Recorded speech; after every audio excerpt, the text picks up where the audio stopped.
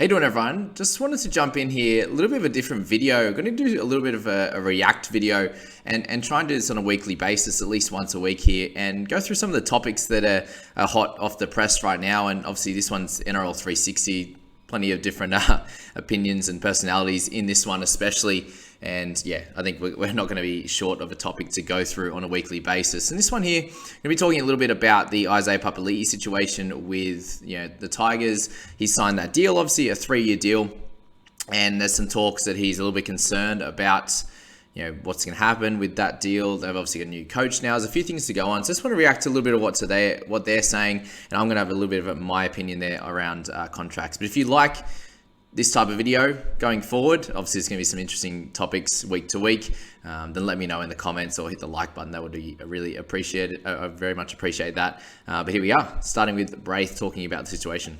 On that. So the players, the significance that this has on a club and their recruitment and their future it can impact them greatly. So Papali'i, you got to understand that as a player.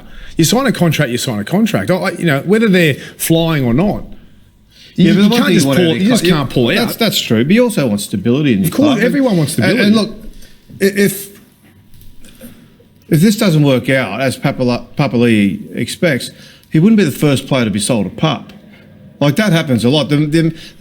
Clubs are known for over-promising, under-delivering, and the Tigers have been doing that for a decade now. They have. This is where I think it began with you, Braith. Yes, due diligence, though, don't you? Like you've got. Yeah, I get what they're saying there, but again, he has signed that contract, and that's the biggest thing with why everyone was upset with what DCE did is I think they'll explain a little bit in a second, is that clubs, you make that signature and then you are building your club around that, your salary cap, the players that you want. You're like, okay, we've got DCE, we've got Papali'i, however you want to play it, and you're going to build the different positions around that guy.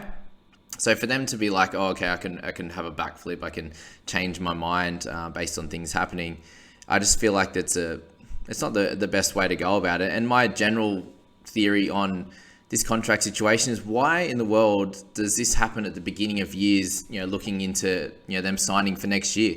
And they have these clauses in there. Why doesn't the NRL just have an off season? Like why is it so hard to be like, okay, as soon as the season's finished, whether it be regular, let's just say, as soon as the final series is finished, if you're a player that is knocked out, but you come 13th, for example, for your team, and you are a free agent for next year, you can make that decision after your matches are finished and you're finished with that club. Then you can make those decisions, and we just don't have these issues. I understand, and then you actually have a bit of a free agency period. You see a lot of overseas teams, the NBA, for example, have pretty much year-long interest in the NBA, whereas this one here, you've got players that, you see Brandon Smith has signed for another club for next year, obviously the Roosters, and then their role ends up changing in that club, where it's just like, okay, we've got everyone on board for this year. Yes, I understand that this person's off contract from next year, and that's something that's going to be in the back of our mind, but why does it have to be in the forefront of, round 1, round 2, pre that season even, when they've already signed with another team for next year? And as you're seeing what's happened here, which I'll speak about in a second, is coaches change in this time. And okay, maybe I'm not exactly too excited to jump into that team culture, and maybe it's, you've been promised something different. And yes, they say you've been they overpromise and underdeliver. But that if you're going into that meeting, that this is a club that struggled for a bunch of years and management isn't great, for example, in the Tigers case. So this going into it, and you are a grown man and can make your grown man decisions. So we'll keep going for a little bit longer. Go into these deals eyes wide open, mate. Well, his eyes are open. He's offered $600. He signed a contract with the Tigers. Yeah, I know that. He knows what he's getting in for. We've got to be. He hasn't asked for a release, right? He's gone to the club and said, "Look, I'm concerned." And if you were joining the West Tigers, wouldn't you be concerned about their current predicament? I probably would have thought about that before I signed the contract. That's a fair call too. Yeah, now, is Api Coruscant, is there any concern that he could get the jitters as well? Nothing yet. Nothing's come out. No. As Keithy said, yet. But the problem with the Tigers is this, right? So this is the other bit. So Sheens has come out and he said in the Herald today, look, we're confident he'll be here next year. There's nothing to worry about here. But then right well down the story, it says that the Tigers have also asked him to just hold his fire until they get things sorted out. Yeah. So hang on. So are they really as confident? Are they really as confident as what Sheens has indicated? Because it doesn't appear that when you start to read between the lines. These are two different issues, though, aren't they? Like you've got Papali'i. In my opinion, if you've signed a contract, you've signed a contract and you commit to that contract. But on the flip side of that, the Tigers' management is a debacle, and it's been a debacle for so long. But again, you know that they're a debacle when you're signing this contract. And there was an interesting one before. He's like, oh, you see 600,000 a year, and I completely understand that for someone that is over on this Eels contract on not big money, right? He'd be above minimum, but nothing crazy that he would have been on at the Warriors because he came over to the Eels and absolutely has killed it from there. And he deserves every bit of money that he's going to get at the Tigers. And if I was in his position, I suppose do you bank on yourself being able to get that contract anywhere? And at that time, he might not have. Had a bit of obviously it's a fair bit of self-belief in some case, but if a club's going to offer you life-changing money, I can understand why you'd make that decision. The dollar signs would pop up in your eyes, even though you're doing this for the love of the game. Like you saw what happened with To'o the other day. He bought his parents a family home, which is incredible, and this to be something that Isaiah Papali'i would like to potentially do as well. I don't know him personally, but it's crazy amount of money. Like if you can do that, 3 years at 1.9 for 1.9 million total, then you'd be looking to do that in a heartbeat for sure. But it's a very interesting topic, this one here, and I just think it needs to be reviewed in some capacity heading into the next few years. Just like the talks around Ponga, for example, and making these decisions in the beginning of the year, it's all just crazy to me. And the Munster one, for example, is I believe he's under contract for next year as well, and the contract would be that they're talking about him signing or potentially an extension with Storm or something like that is for 2024 and beyond. So I think it's stupid that it happened so early. Completely understand. It's like, oh, okay, guy can be extended. Let's go. Oh, is he? There's some contract talks about an extension. That's great because it's all within the same club. As soon as the talks like, oh, he's already looking to sign for 2024 now, I just think it's completely stupid and needs to be changed. But yeah, that's just my opinion. Again, there's a lot of smarter people in different spaces within the NRL, which I think could make good decisions as well. But that's just my take on that topic here, and we'll move on to another one now. Anyway, Brendan Smith, he fronts the judiciary tonight. Thoughts on how he's going to go? I think if he gets anything less than a month, he's a very lucky boy. I think, look, there was no aggression in what he said and the way he delivered it, but you can't be abusing or using that language to direct it to a referee. It's disgraceful. I think the match review committee has got one right by referring it straight. So that means they don't think it sits in a grade 1, 2 or 3, which means for me, he needs to walk out of tonight with a 4-week ban at the very least. He mightn't have meant anything by it other than the fact he showed no respect for the match officials. And if the NRL judiciary allow him tonight to walk away with anything less than a month, they've showed no respect to the match officials. It's the worst thing that you can say against a referee. You hear some people over the weekend making light of it and saying it was no big deal. It's a big deal. It's a big deal calling the ref a cheat. I'll tell you what is interesting is... I think that's completely fair. Love Smithy.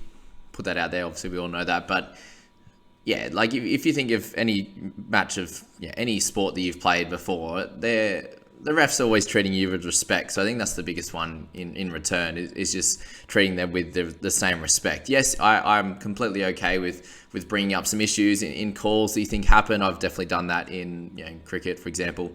I play basketball now. It's just one of those sports where people go at the refs as well.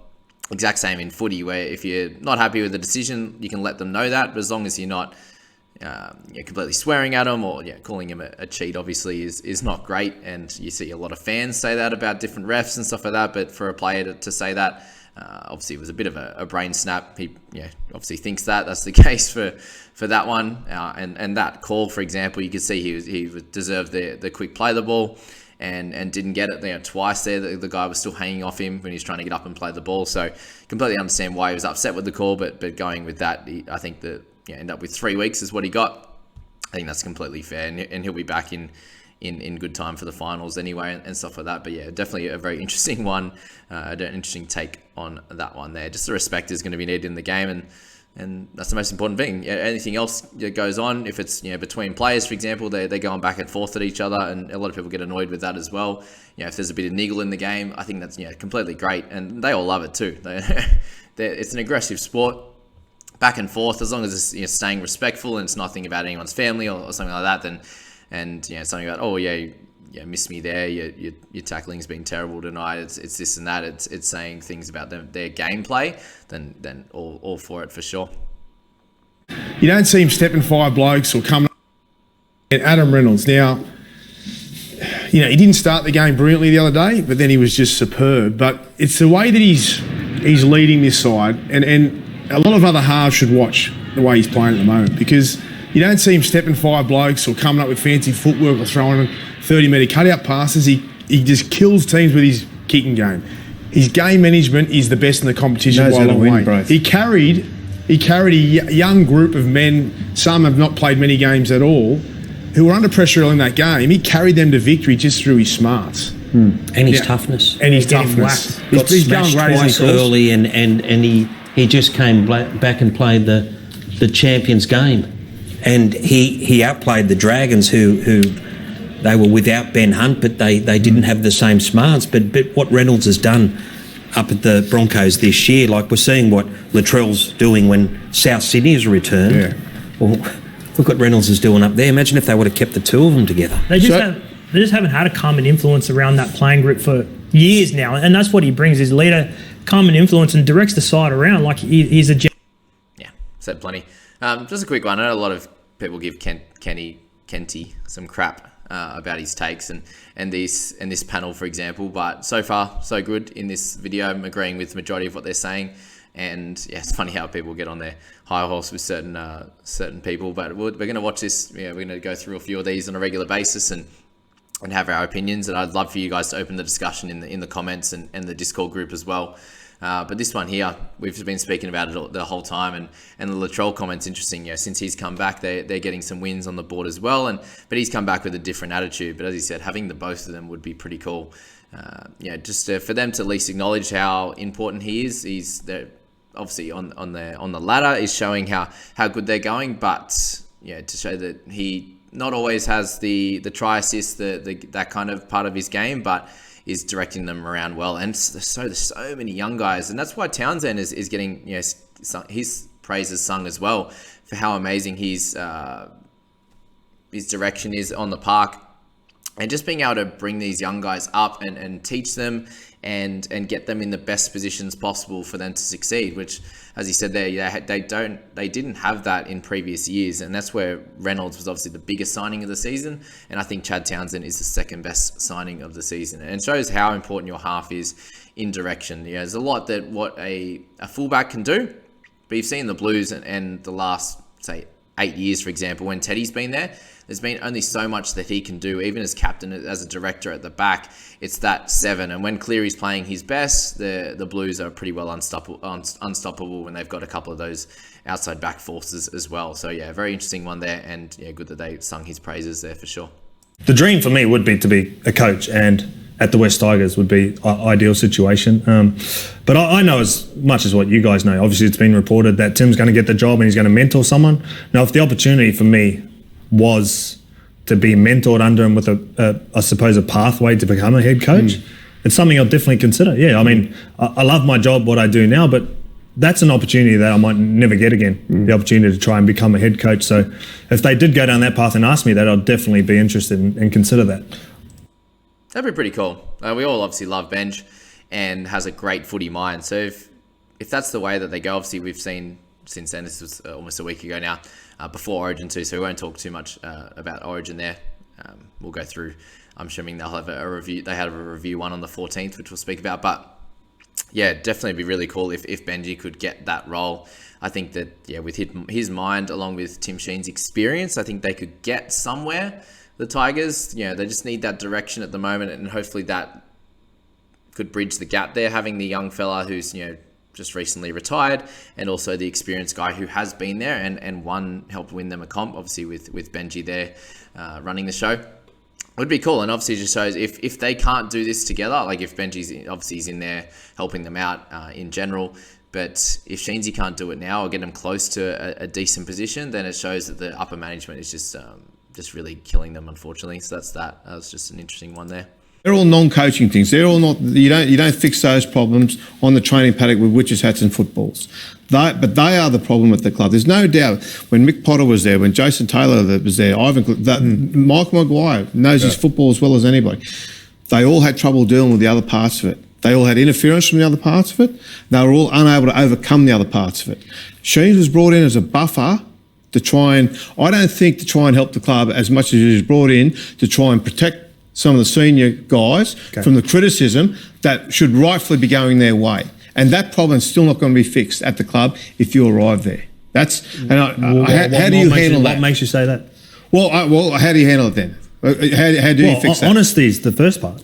You know, you got to be honest with each other. You got to have trust that you can talk to each other in an honest way. But in a way, you don't have to be brutally ruthless about it. But if you're honest and you got to trust amongst each other that you genuinely want what's best for his future and what's best for the club, that's all that matters, Paul. Yeah. It's not about going in and what if there are people above you with self-interest?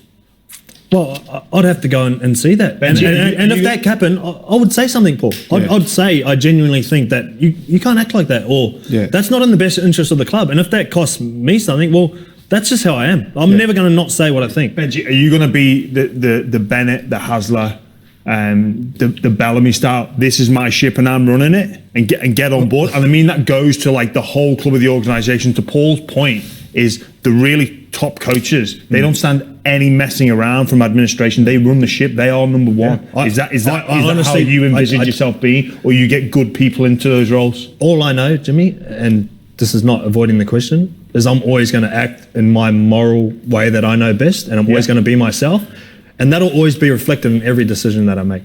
Okay, now whether that's the right one or not, I don't care. I'm going to live with the way I am and do the things that I do, and I'm going to learn under Tim if they go with me. I'm going to be able to learn that and get the best parts, however long that is. It doesn't matter, you know. But there's an opportunity here if they do decide that they want me to go with Tim. That it's a massive opportunity for me. Well, a big couple of days to play out. I think you do a great job, Benji. We got some. Good to see Jimmy Graham on there. He avoided it a little bit, right? But there's some plenty going on in upper management, and Kenty obviously always asks the deepest, darkest questions there. So it's interesting because, you know, how does that work? Can they go in there, and can you have full control over the team? It sounds like you can't, and that's been going on for a while now. That we're, you know, that's a very interesting one. The Sheensy coming in as a buffer. I don't know if that's really a thing. Like, I know they feel like they've gotten away with a lot. Like, the main issues that they've had for a long time now has been around that upper management, and with all those good coaches that have come in, it's a very interesting one. But it's cool that they do ask those tougher questions on this type of show, which doesn't happen in a lot of others, which, you know, a lot of it's to do with comedy and stuff, which is great. But we'll leave this video here, guys, on that one. I hope you enjoyed that. It was very, very interesting getting Benji's take there on that situation, given he's pretty close to it all there. And we'll jump into a few other types of these videos. But yeah, Tigers are always going to be a contentious one in these types of videos. But that's that one. I hope you enjoyed it. We'll catch you in the next one, guys. See you later.